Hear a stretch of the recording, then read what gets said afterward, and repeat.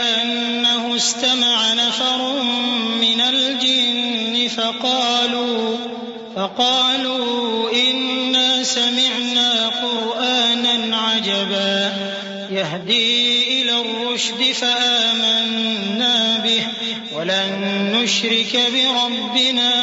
أحدا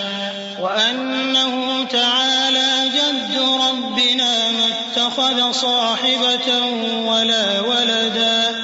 وأنه كان يقول سفيهنا على الله شططا وأنا ظننا أن لن تقول الإنس والجن على الله كذبا وأنه كان رجال من الإنس يعوذون برجال